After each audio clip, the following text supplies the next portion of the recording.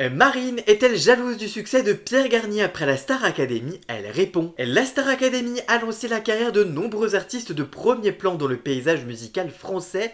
En 2023, ce fut au tour de Pierre Garnier de voir son destin complètement bouleversé, passant de rien à tout. Sa cote de popularité grimpant rapidement après l'émission, son single Ce qu'on était devenant numéro 1 des ventes quelques jours après sa victoire, avant de faire un énorme carton avec son premier album Chaque Seconde, vendu à plus de 200 000 exemplaires. En début d'année 2025, c'est Marine qui a remporté la saison suivante du télécrochet de TF1. Une nouvelle vie artistique et le tourbillon médiatique a alors commencé pour elle. Déjà portée par le succès de ses titres Ma Faute et Cœur Maladroit, Marine a donc sorti son premier opus le 27 juin dernier. Interviewée par Télé Loisirs, elle est revenue sur ces derniers mois exaltants. C'est vrai que c'est rapide, dès la sortie, on a beaucoup enchaîné. Il n'y a pas trop eu de temps mort, beaucoup de médias, d'interviews et le studio pour faire l'album. En même temps, je suis contente parce que c'est également ce que je voulais. Je ne vais pas me plaindre, on avait des délais assez courts pour la sortie cet été et on a réussi. Je suis contente d'avoir fait l'album que je voulais, qui me ressemble également. Mais avait-elle peur au début de se lancer dans cette nouvelle vie?